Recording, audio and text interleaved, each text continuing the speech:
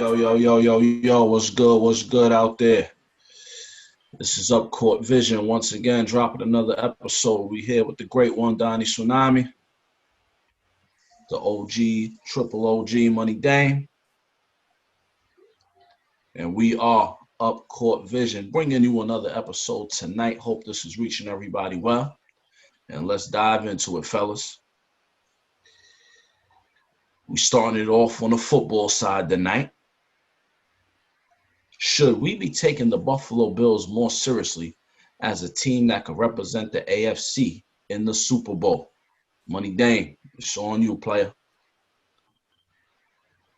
I think absolutely.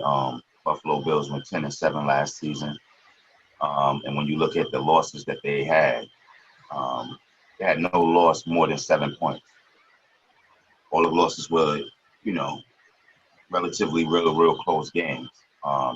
They added Stephon Diggs this offseason. That's going to be big.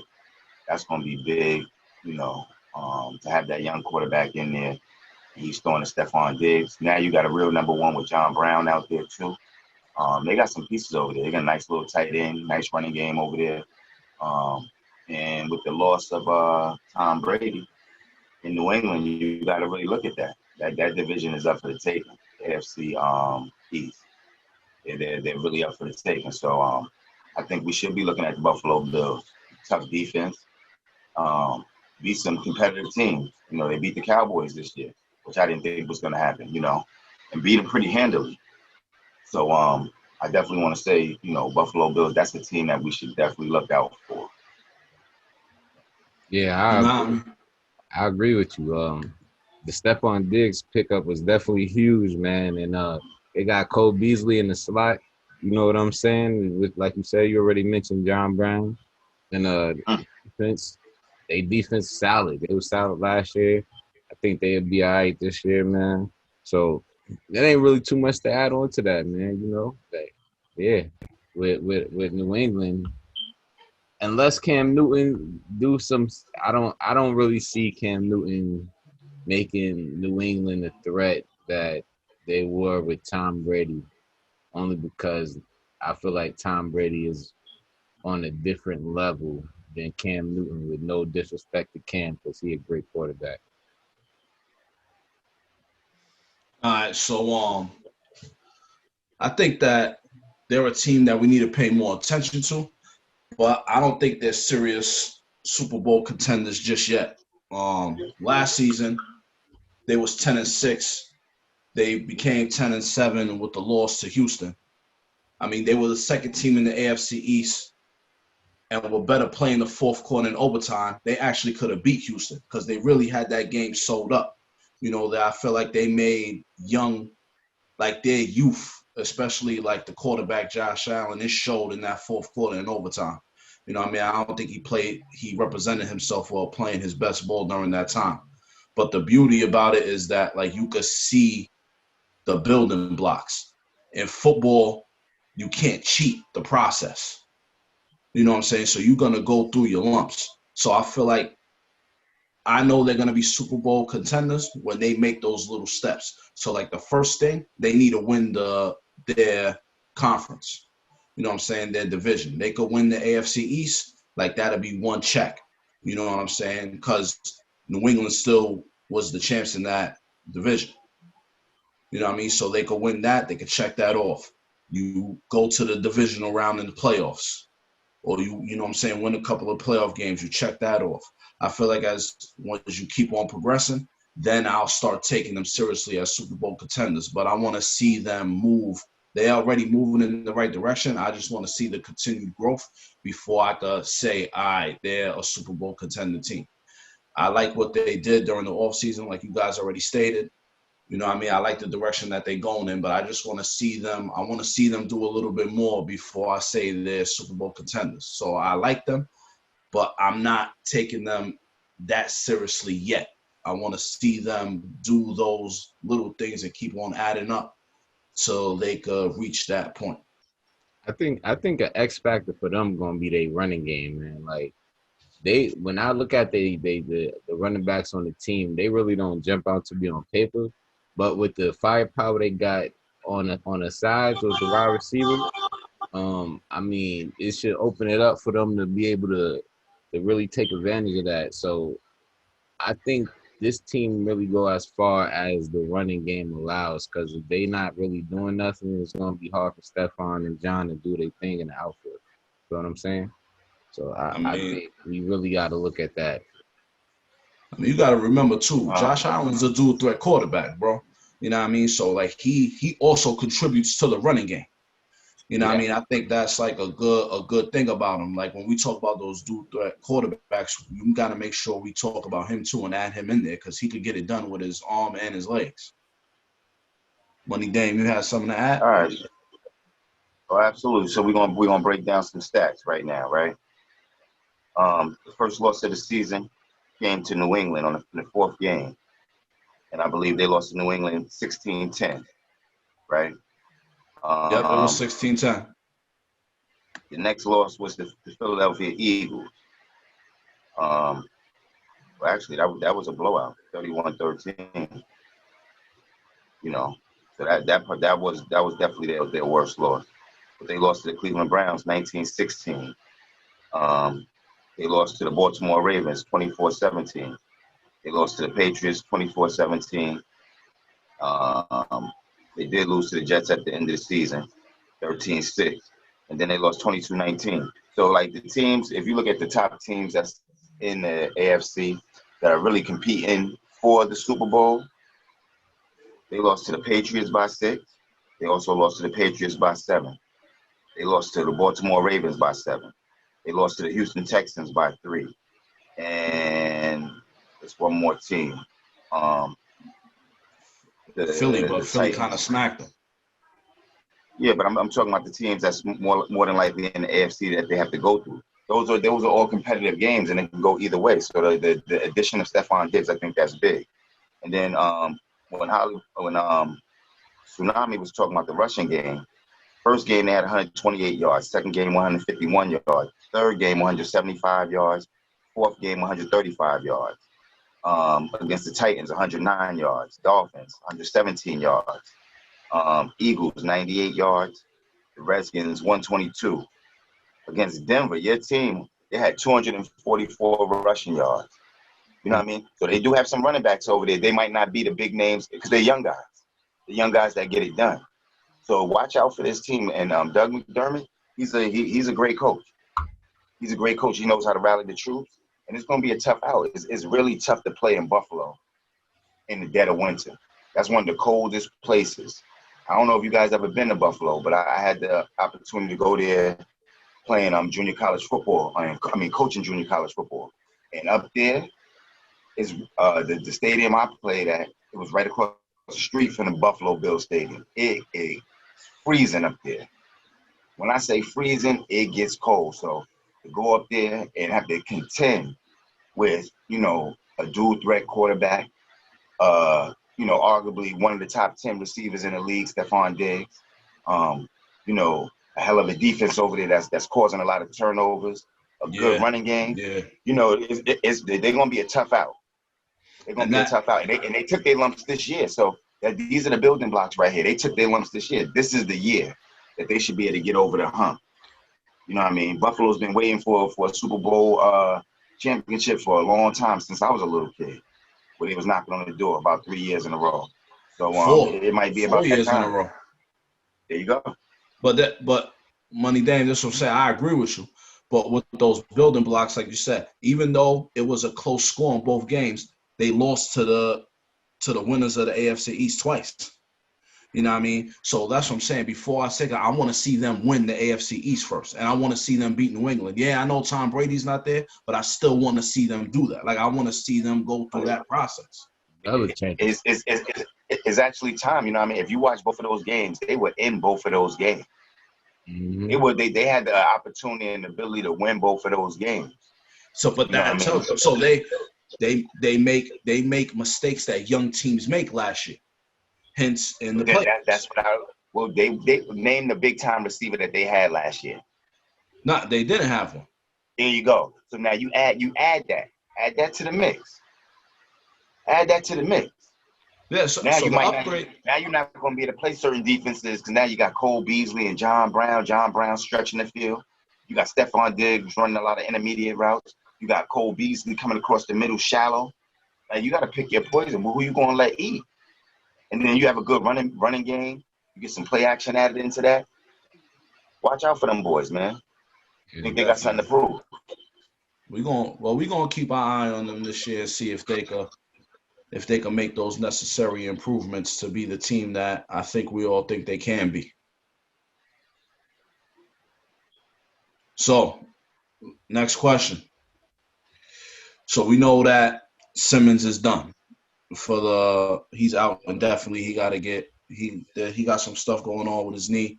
You know what I mean? He probably gonna have to get surgery. Like, Embiid kind of got nicked up a little bit, but he should be good to go in the playoffs for them. But what should the 76ers do in regards to the pairing of Embiid and Simmons? Like, what do you think the organization should do? Should they keep them together and try to go for this championship run, or should they break it up? Tsunami, what you think? Me personally, I think it's too. I would break it up if I'm Philly. I'm just gonna say that, right? Because you got to do two things. You got to either give Simmons time to shoot, to stretch the offense, and I don't think Philly really want to wait because they've been waiting forever. Or you can move one of those pieces and get something while both of them have extreme value, right? So now you got to look at it like which piece is more valuable to your organization and which can you give up, right? So you got to look at the body of work and what each player can do. Joel Embiid can absolutely do every single thing on the court, right? He can shoot threes. He can shoot in the post. He got mid-range game. He could do everything. Shoot free throws at a decent clip. Ben Simmons, on the other hand, can't shoot worth of nothing, right? He don't even shoot it at sometimes because of the fact that he can't do it. Like, his confidence not even there. Like, you see this year, he trying, but he don't have the confidence. With that being said, if I'm Philly, I would give Simmons up based off of that fact because he don't want to shoot it. You see him practice all summer. Then he get in the games and he ain't shooting the ball. And it's been 2 years. I'm not giving you 3 and 4 more years to build confidence to shoot the ball, and you and Embiid just clog up the paint together. It ain't gonna work. Or have Embiid shoot 7 threes a game. Like, I'm not doing that if I'm Philly. He need to come back, bring them threes down to like 4 a game, and get in the paint a little bit more. Bring some more shooters in, and then Philly will be good. With that, Tsunami, hold on 1 minute, Money Dame. I just wanted to say something to Tsunami real quick. Like, I would agree with the trading Simmons and keeping Embiid, but the problem is Embiid is like a man amongst boys, but he pick and choose when he want to be that. Like, sometimes he would rather stand out there and shoot unnecessarily when he could dominate inside. He could kill, but he don't do that all the time. And I don't think that has to do with the fact that Ben Simmons is on the floor. That's a Joel Embiid thing. Like, he doesn't take it upon himself to punish teams night in and night out like he's supposed to. He lets a lot of teams off the hook. Like, in that, and I don't, like, that's not cool to me. Like, that's a choice that he make. So you taking Simmons over Embiid if you had to trade one of them? No, I'm just saying. Well, I'm gonna say, yeah, I am. I'm gonna give my reason why, but I'm just saying, like, I don't think it's Ben Simmons' fault why Embiid be doing the stuff he be doing. Nah, I'm not blaming Ben Simmons for Embiid shooting 7 threes. I'm just saying to stretch the floor. If you Philly and you want to stretch the floor, you have to have Embiid shoot threes if he's on the floor with Ben Simmons. So in that case, it is Ben Simmons' fault because he can't shoot and he plays the guard. He also averages 10 assists a game. But he cannot shoot and he plays the guard. So when you're trying to stretch the floor and you have a guard that cannot shoot, you're forcing your big man to have to do it. Because who else going to do it? Well, the organization traded the shooters. You let Jimmy Butler go, and you gave up J.J. Redick. That was your fault. Yeah, I agree with you. Like, that's not Ben Simmons' fault. And I mean, the whole purpose of stretching the floor, especially if you have a big man, is for the big man to be down there, and the floor is stretched by the other players, so the big man can go to work. So now, when you have your big man out at the top of the key shooting threes, who's rebounding? who in the You, paint you going have what? no rebounder under there. Your point What's guard got. that? I mean, What you I don't think, know. Money Day? I mean, going back to the question, like, what should you do with the pair? Should you blow it up? Like, there's no need to break up something that's already broken. Like, number one, you got two liabilities as far as injuries are concerned. Both of these guys stay hurt. So now, when you look at that, who can you trade and who would you want to keep? I mean, it's pluses and minuses with both of them. I mean, in a perfect world, you would want to keep both. Um, it is bad that Ben Simmons doesn't shoot the three or shoot jump shots in general. But at the end of the day, has anybody been able to stop him without him being able to shoot? So why should he shoot? Nobody able to shoot the little mid range, or be able to step back and shoot the three, or just shoot in general, just to shoot. But he still gets his numbers, and he's still very beneficial to this organization, playing how he plays. Now, Embiid, you know, he can dominate the league at the center position, and he's very versatile. He can do everything, but he doesn't play hard every night to dominate and be that guy. You know what I mean? I think that's still a little bit of the immaturity that's in him. But it's tough to say that to break it up. But I think what they have right now is not enough. It's just not enough. And they have some other good role players on the bench and everything, but my whole thing is, who do you trade? And then the better thing is, what do they need? What do this team need to be successful right now? You know what I mean? They need some shooting. I think they need another hard-nosed defender, a two-way player. If they could trade one of those players and get that, but with the injuries that both of these guys have sustained, I don't know what they'll really get in return. You know, that'll really be beneficial to them winning. But I know if you blow it up, it's going to be a problem. Coaches and GMs and a lot of people going to have to go. Who you trading? You can't start back over. Huh? Who you trading? So who would I trade? Yeah. I mean, if I could, I would possibly. Ooh. Like, I really want to say Simmons, but you might be able to get. I think you can get more for Embiid. I think you can get another center in there. You still have Al Horford over there. Like, I might. You gonna have Al Horford shooting 7 threes a night because Ben Simmons can't shoot. Nah, but I'm saying, like, if we got rid of Embiid, we got to get another center in there. You know what I mean? And you know who I think would be good? Like somebody like Clint Capella. Get a center like that. He And can't. you can get two shooters, huh? He can't shoot. With Ben We Simmons, don't. We don't want. We don't. Who can't shoot? with Capella can't shoot. With Ben Simmons, you're gonna need a big man that can spread the floor and don't clog the paint with Ben Simmons on offense.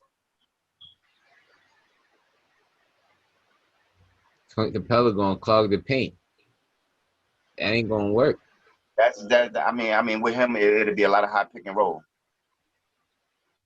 You know what I mean? Slipping the pick and roll. You know what I mean? That's how you get him involved. You could keep him at the high post somewhere because he can put the ball on the ground a little bit. It's gonna be hard to slip a pick and roll when the person that's got a hedge don't gotta worry about the person that's going around shooting a three. So I mean, obviously, you just don't like Ben Simmons because he don't shoot. But like I said, ain't nobody been able to stop him yet. Nah, it ain't. I have no problem with Ben Simmons. He a great player. Like, but I'm just thinking about it in a team standpoint, like with what they trying to do. And if you, I don't know. I don't have an issue with Ben Simmons though. I just don't. But I mean, like, I'm the GM of Philly. I'm is just getting rid of him because he can't shoot. is him not shooting? Is that what's really hurting the team? Him not shooting.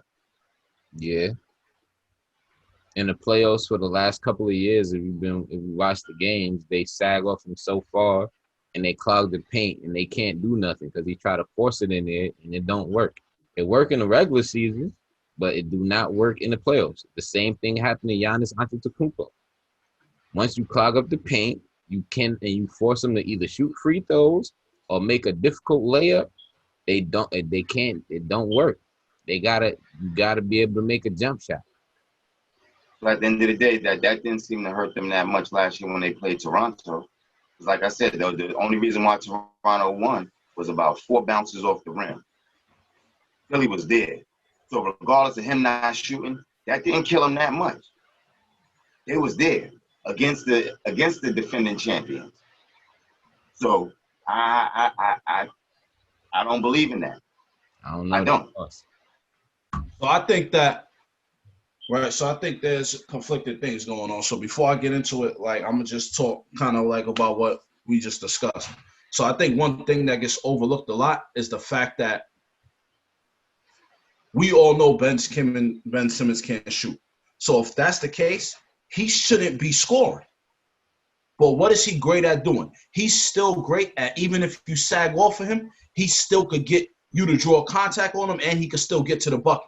That's what you leaving him space to shoot. Like, he's still able to get to the rim.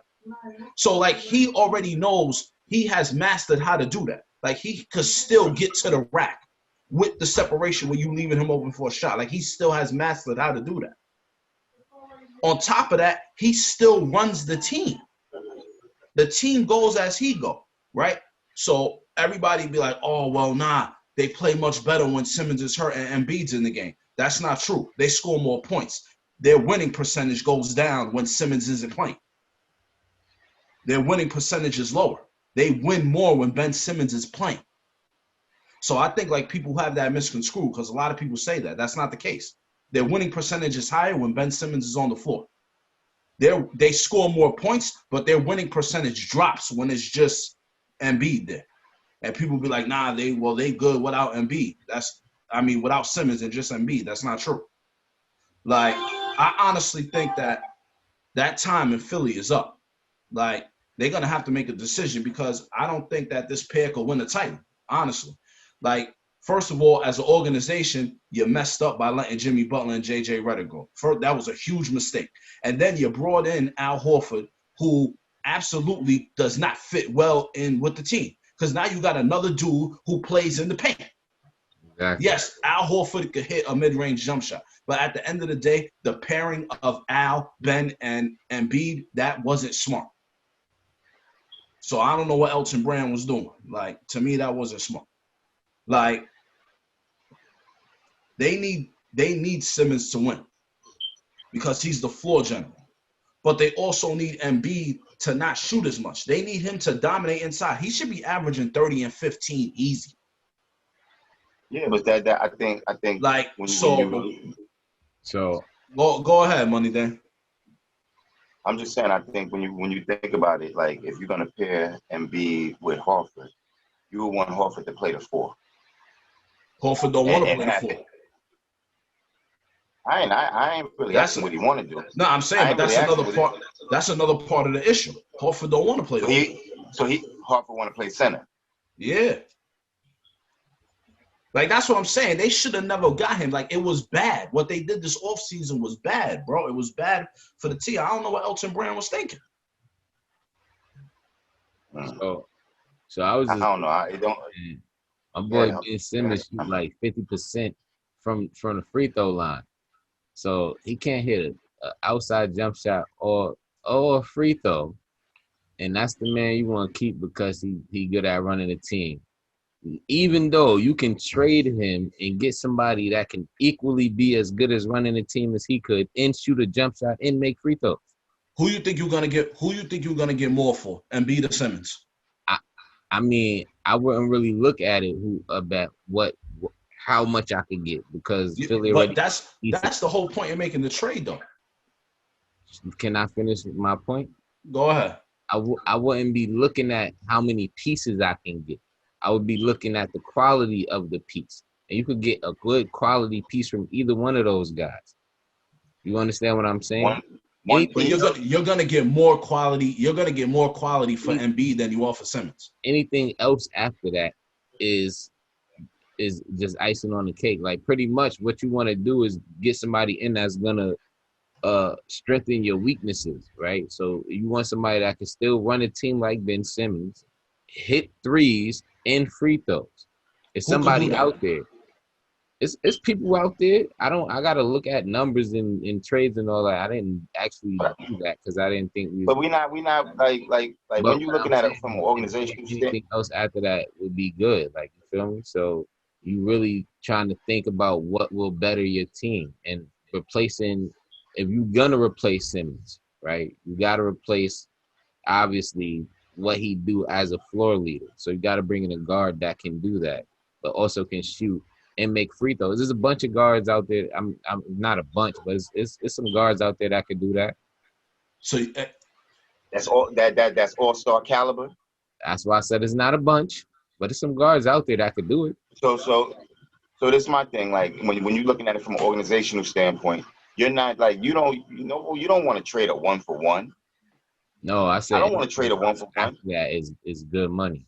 I said your main piece is what. Anything else after that is just extra on the top. You should be able to get 3 pieces for somebody. 3. Like for Embiid, I'm getting 2 quality starters, a draft pick, and a role player. Thank you. I'm not getting that. That's what I'm talking about. I'm not getting that for Simmons. Like I'm trading you to one, be a contender and have a better future too. That's why we making the trade for a superstar. So you just gonna keep Simmons. It don't matter whoever you get more for. Me personally, I think that you will get more quality if you trade Joel Embiid. I'm sorry, that's in it. Then that's what it's about. Yeah, I'm not with y'all on that. I'm still trading Simmons.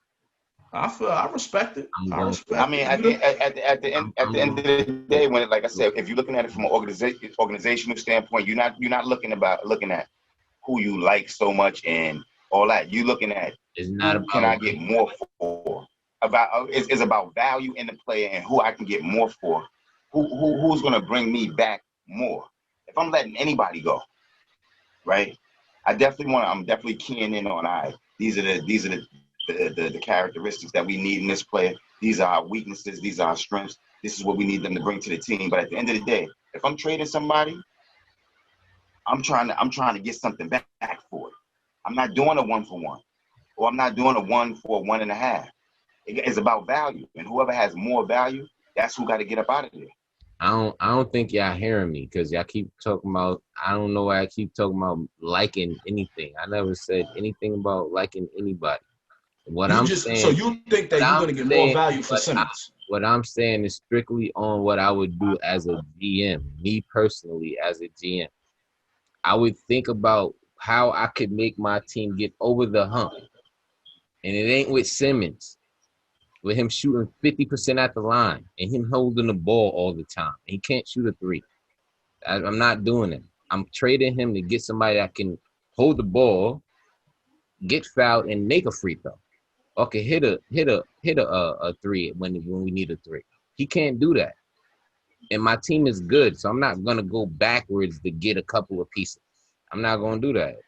If I could get rid of him and then make some strides forward, because you keep Simmons, you still gonna be in the same place. Because Simmons is an all-star caliber player. He still need the ball. He still need to do the same things. So that's not gonna change. So how you get better if you keep Simmons? You get better by keeping Simmons, because now I want you to do your homework. When Embiid was out this season, I want you to check Philly's record. How was going to work in the playoffs when they didn't have Embiid? I'm not talking. We talking about the playoffs. I'm talking about in the playoffs when they crunch, when they squeezing it in. How many times Embiid disappeared in the playoffs? Facts. How many times he disappeared in the playoffs? If you want to really talk about this, Because guess what? We had the same argument last year, right? In the playoffs. And I told you that Jokic was killing. And you was going back and forth with me. And then you came back later and you said, you know what? You're right. I told you I would take Jokic over Embiid. Talk to me. Okay. Actual information. Listen, at the same time, right? Embiid is young. You asking him to shoot threes and do everything else. And then when he don't show up a couple games, we getting mad at him. But I don't think we asking Embiid to shoot threes though. Hold on. Because my man have a couple bad games, and you sitting here talking about trading him. Ben Simmons is consistently trash from the 3-point line and the free throw line, and y'all talking about keeping him. That makes no sense. When LeBron first got in the league, he couldn't shoot a jump shot. You want to trade LeBron? Said you don't like him. You said what? What you said? I said LeBron didn't shoot threes or free throws going when he first came in the league. We traded LeBron because he trashed because he couldn't shoot. LeBron shot better than 50% from the free throw line. LeBron could not shoot at all when he first got in the league. The only thing he did was put his head down and go to the basket. I bet you he shot better than 50% from the free throw line. I bet. So you want to trade Simmons because he shoots 50% from the free throw line? And that's your rationale in the trading him? LeBron shot a better 3-point percentage than Simmons too. At least LeBron shot that thing from the 3. At least you still had to guard him at the 3. No, you didn't. Yes, you did. Yes, you did. When he first got into the league, no, you didn't. Yes, you did, because he was still shooting. But because he was shooting it didn't mean you have to guard him. If you have open shots, it's for a reason. Because a team know you can't make them. You gotta respect it. If you start, he was making some of them. Look at the percentage. Some is not consistent. Like I'm gotta guard you from out there. He made more than Simmons. Simmons went a whole year and made 1 3. LeBron never did that. Never did that. Never. So your point guard has to be a good 3-point shooter. That's what you're saying for you to be a championship team. He has to be able to at least shoot the ball, at least want to shoot the ball to win a championship. Yeah. So he could shoot it and miss a whole bunch of times, and you cool with that? Name me one championship team that had a point guard that did not shoot the ball and won the championship. No, I'm asking you, if he doesn't make any, he just shoots them, you cool with that? You just need him to shoot them. At some point, he will make them. He practices it all the time. He don't even have the confidence to shoot the ball. He don't even have the confidence. I think the whole thing behind it is like ain't nobody making him shoot. But name a team. He's still doing what he want to do without shooting. They making him shoot in the playoffs. That's when it counts. He ain't even doing that. It wouldn't have got to Toronto making that last shot if Simmons shooting the ball. So you put all that on him? Nah. That's not. Don't put that all on him. No, it's not all on him. It's the whole team. You just said that though. You just said they wouldn't have been there if he was shooting the ball. So you did place it all on him. If he can shoot the ball, they wouldn't be able to play defense the way they played. And they probably would have I don't think they go to game 7. Philly had a better team. So they just you just placed all the blame on Ben Simmons for them losing. Not all the blame. Not all the blame. I think it would have went a different way if he could shoot the ball. So they would have won. I think they would have won. That's not putting all the blame on him. Yes, it is. How is that? Because you just said if he could shoot, they would have won. But they lost because he can't shoot. Is that not true? So that's putting all the blame on him. Is that not true, though? But that's not what I asked you first. Is that's that not putting all the... The question is that not true? Is that so not you're true? putting all the blame on him. That's what I asked you first. Is that not true? I'm not putting all the blame on them. They lost as a team. It's a team game. No, I'm not talking about them. I'm talking about him. If he can shoot the ball, if he shot the ball, would they have won? That's not necessarily true. Why isn't it?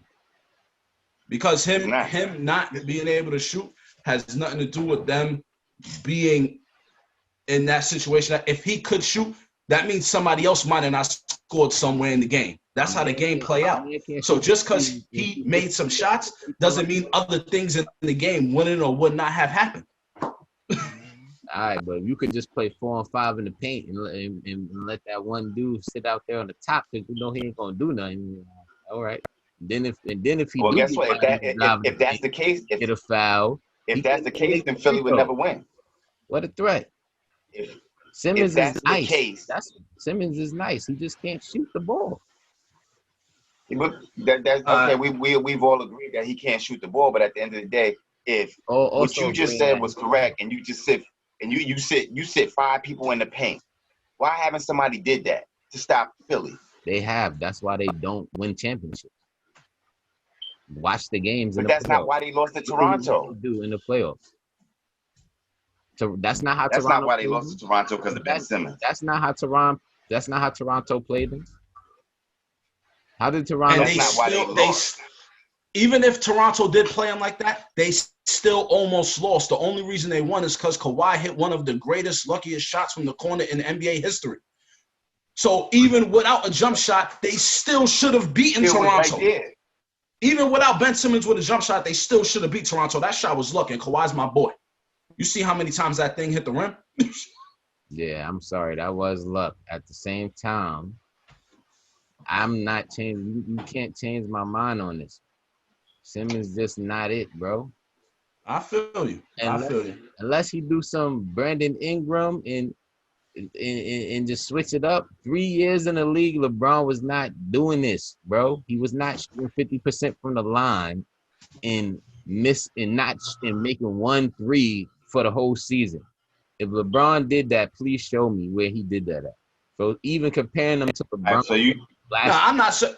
First of all, I'm not saying that LeBron was a terrible shooter his whole career. I said the beginning, like literally maybe the first 2 seasons. That's what I'm talking about. Remember, Ben Simmons didn't even play his first year, the foot injury. He didn't even step on the court his first year in the league. he didn't step on the court like the first 2 years. The first He two. ain't play. But hold on. This is my thing. How do a player that have no jump shot, that don't shoot the ball, that shoots 1 3-pointer for the whole year, or maybe makes one, whatever have you, how is he an all-star? Where they do that at? Is Giannis? Well, Giannis ain't. He probably made more than 1 3. I'm pretty sure he has, but he's 6'2". Giannis jump shot has gotten better over the years. He's been working on it. Ben Simmons is 6'10" and he dribbled like a point guard. That's why he is getting those numbers. But when the game is slowed down, 6'10". I don't know how he tall, but he runs the team like a point guard. Like he is a point guard. He's a 6'10" point guard, 6'9", 6'10" point guard. That's and he's averaging like 10. He's averaging 16 and 10. Yeah, and he's one of the best defenders in the league. When the game slows down, all I'm saying is his I don't even know, I can't think of the word that I'm looking for, but the weaknesses in his game is more glaring when the game slowed down than NBA. So I'm saying. I feel you. We're gonna move on. We going quarter we definitely need shooting and free throws. We going. Yeah, you do in the fourth. You're right. In the fourth quarter, you need free throws. You need your big man to get his behind in the paint, dominate a team, and get fouled and go to the free throw line since he can hit free throws. But does he do that? No. Yeah, he can't because Ben Simmons is in the paint. Nah, that has nothing to do with Ben Simmons. That has nothing to do with Ben Simmons. Ben Simmons in the paint with him. That has nothing to do with Ben Simmons. If you don't think that's a Joel Embiid thing. All right, moving on though. So, even with the issues of the coronavirus that's circling around in the MLB, what team has impressed you the most this season? Money Dame, it's on you. What team has impressed you the most so far in the MLB? Man, I'm a Yankees fan. It hurts my heart to say this, but it's probably the Oakland A's right now. The Oakland A's, they on fire right now. They playing some real good baseball, inspired baseball. Despite the little scuffle they had the other night and everything like that, but they just won their 9th in a row tonight. So they rolling right now. There's a couple of teams that's out there that's doing well. Dodgers on the up and up. The Colorado Rockies, Chicago Cubs, but the Oakland A's, they're on fire right now. I think that's a team that we got to watch and see if they can just continue.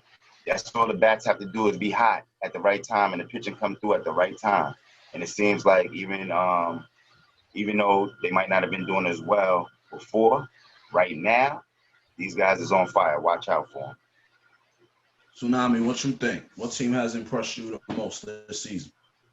I mean, money damn is on the money. The Oakland A's is the obvious choice. They're 14-3 right now. They got the best record in the whole league. So that'd be obvious to choose them. I just want to touch the Yankees too, because you already know how we do with the blue. The Yankees is playing. I feel like they meeting expectations. Like they playing real good baseball. You know what I mean? Stanton need to get in the flow a little bit more. I think he just got hurt, right? Yeah, he's hurt. Which really sucked because he just and hopefully he can get on the field for a substantial amount of time to help us out. But the team I want to shine a little light on is Miami, because Miami is playing really well, and I don't think nobody expected them to come out here playing baseball as good as they've been playing over the last couple of weeks. So for the team that surprised me so far this season, it got to be Miami. Yeah, I'm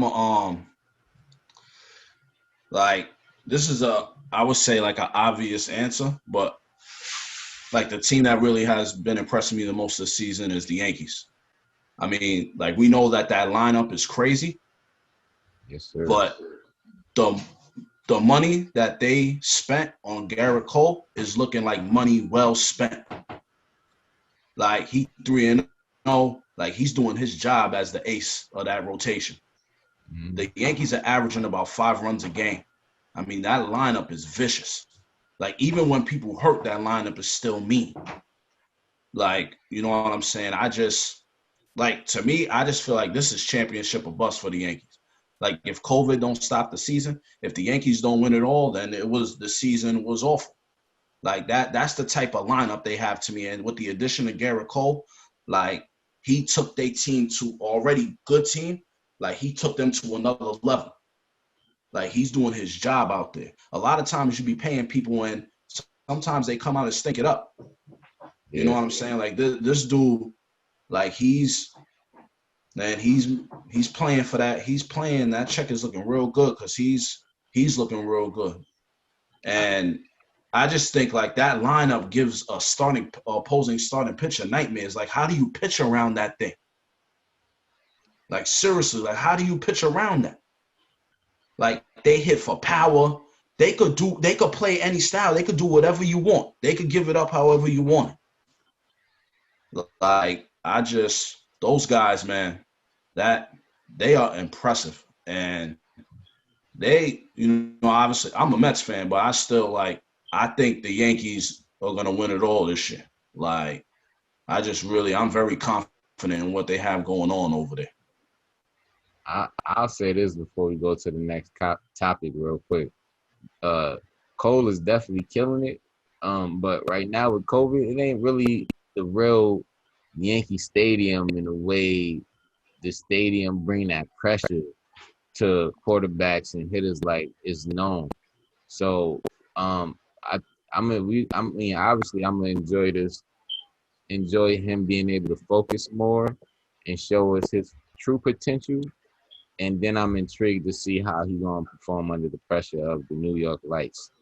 But at the same time, though, like, I hear what you're saying about the pressure in New York with the fans in the stand, but it also could go the opposite way. Like, that support that you get from New York Yankees fans can make him even more of a monster. Yeah, I'm just saying, I'm intrigued. I'm not saying he's gonna fold because that dude is a beast. You feel me? I'm just saying I'm intrigued to see how he's gonna handle it because not everybody could. That's a fact. You know what? Like, if you go back to the question, like, I'm gonna keep it 1,000 with y'all right now. Like, I'm not impressed with the Yankees. You know why? Because this is our pedigree. This is what we're supposed to do every single year in baseball. So when they do what they're supposed to do, it just feel like home. It feel like regular. It feel like the late 80s, early 90s. You know what I mean? Baseball. You know, when the Yankees was it. You know, with Jeter in them, it just make you feel like that. Like, so what they're doing, that's what they're supposed to be doing. Like, we supposed to come out here and kill this year. You know what I mean? I'm just mad. I'm mad as the coronavirus out here. But we supposed to really be tearing some stuff up. And if we is in the Bronx right now, it'll be over for a lot of teams. I'll tell you that. I feel you on that. We're going to keep on paying a close eye attention to baseball. Hopefully with the coronavirus and everything, baseball could just, they still having games postponed. You know what I'm saying? Another player just got unfortunate. Positive. It's unfortunate. You know what I mean? I really hope that they can finish the season. You know what I'm saying? We, sending strength to Major League Baseball, hoping those guys, get it together and can finish the season, man. All right, moving on. So this is the last question for today's show. What non-playoff team from last NFL season do you have making the playoffs this? So we're looking for a team that did not make the playoffs last year. What team do you think could make the playoffs this season from the teams that did not make it last year? Money Dame, it's on you. Yo, Freddie Woods, can we do something a little different this time? Can I defer this question to you because you never go first? I know who I'm gonna pick. Yeah, I like that. I want to know who you gonna pick right now. All right. So for me, I just think that one of the things that hurt this team last year, I felt like, was the decisions that the coach made during crucial times of the game. Like, I felt like he made very poor decisions, which hurt the team. And also, I think his message started getting stale in the locker room. I think that players just stopped listening to him. Like, you could kind of see it on the sidelines. You know what I mean? Like, a picture's worth 1,000 words. You know what I mean? And the optics sometimes from the relationship between Garrett and the players, it looked bad.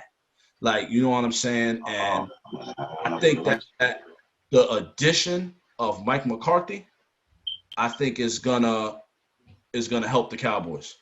Like, I feel like, yes, they made additions on offense and defense. I do feel like they're healthy. I do feel like this year they are a better overall team than they were last year. And I think the product of play on the field is going to be better. But I think a large part of that is going to do with the fact that they got Mike McCarthy in there and they finally got Garrett up out of it. Like, I think that just that without the players, even if they had the same exact team from last year without any additions, the addition of Mike McCarthy and his coaching staff, I feel like is going to be a major upgrade from what we have had. And I think that alone is going to help the Cowboys, like, become a playoff team this year. I mean, they should have been a playoff team last year. You know what I mean? But it's in the past. It happened. They didn't make it. But this year, I feel like the addition of McCarthy and the addition of the new players they brought in, I feel like the offense got even better because I think CeeDee Lamb is going to do work. And I think their defense overall is better this year. So I think the Cowboys is going to be my team that was a non-playoff team last year that's going to make the playoffs this year. Money Dame? What you thinking, Money Dame? I mean, I like your answer. I know that's because you're a Cowboy fan. That's all you just Cowboy Nation all day long. I get it. But I'm gonna jump out on the limb this year, and I'm gonna say the Cleveland Browns. They're highly explosive over there, man. Like, if Baker Mayfield get his life together and stop doing so many commercials and endorsements and all that kind of stuff, and get his head in the playbook, on the serious side, get his head in the playbook and figure out how to get all these guys the ball. I think they need to run a much more up-tempo offense to get these guys involved. Myles Garrett is back.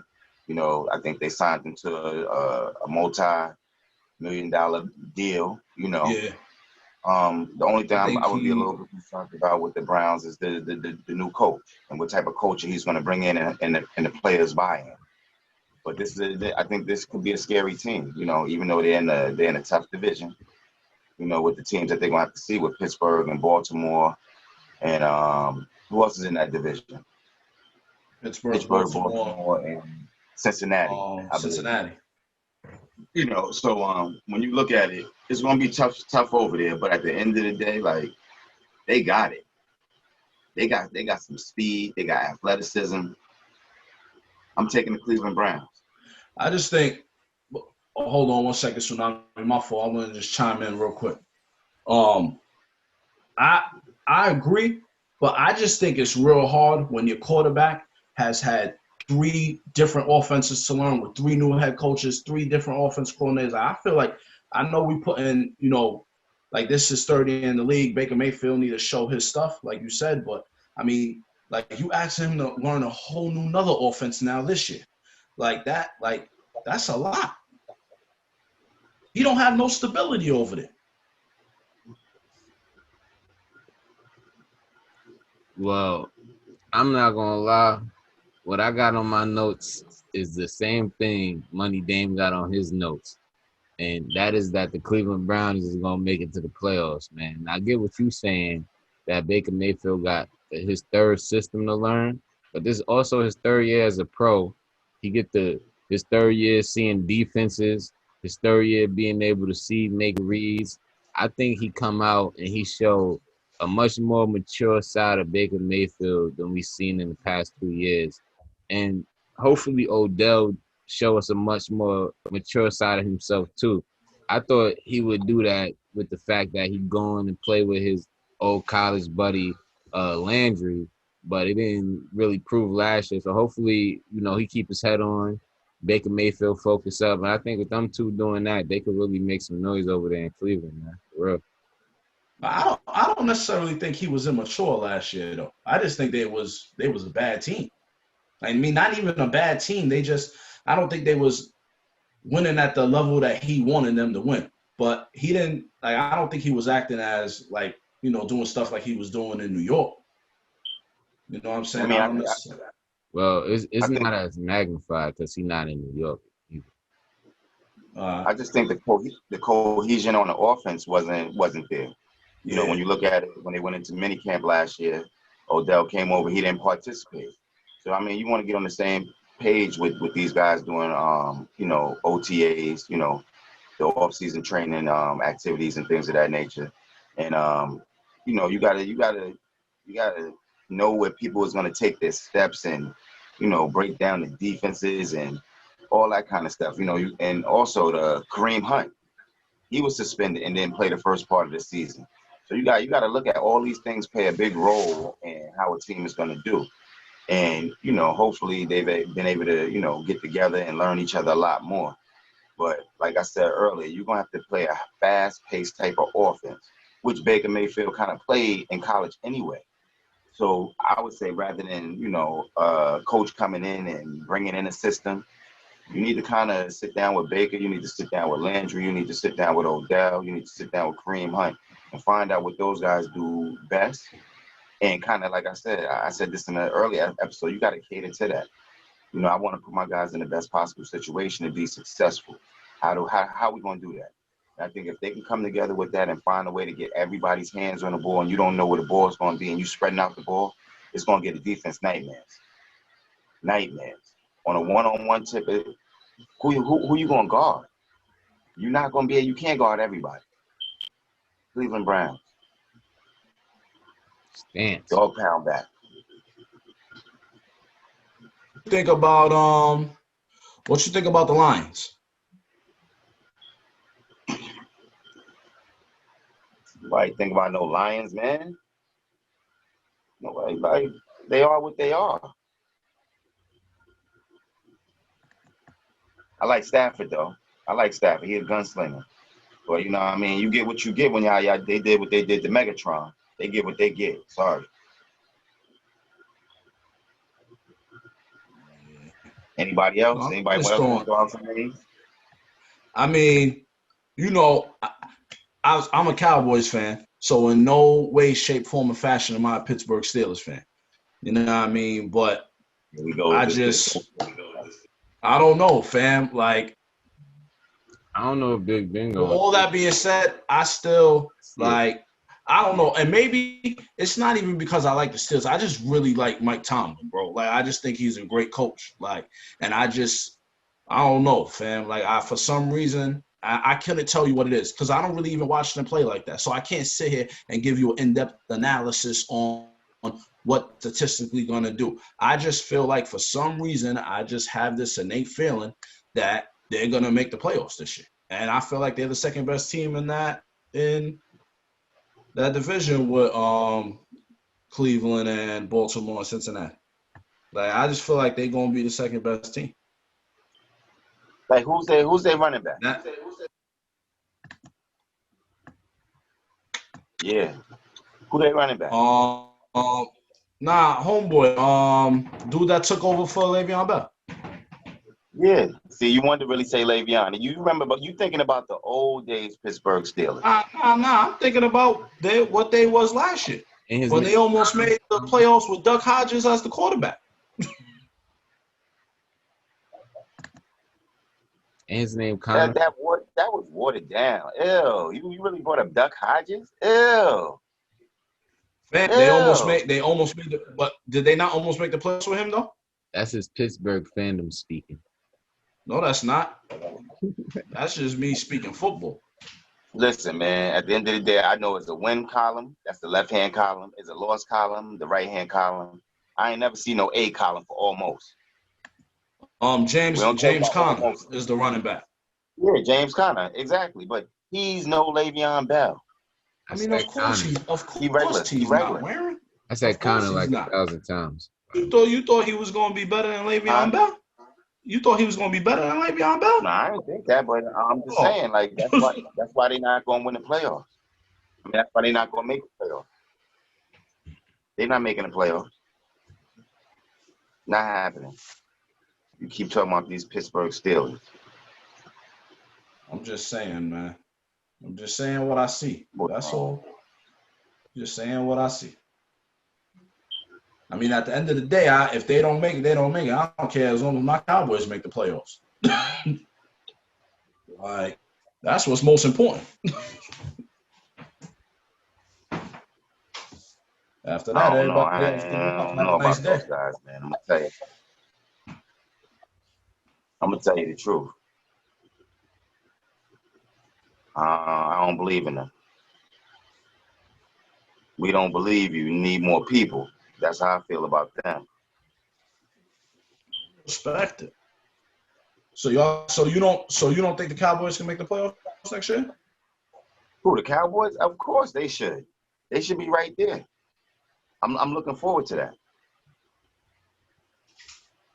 I'm actually looking forward to that.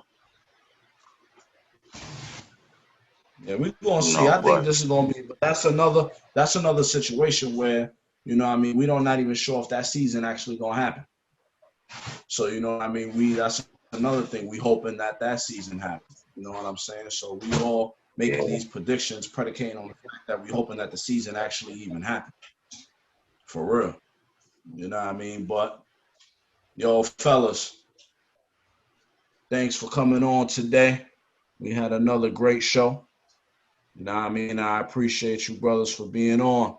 Donnie Tsunami, any final words? Health and wealth, peace and love. Money Dame. Salute to the people. Peace and blessings. You already know. Yo, this is Up Court Vision.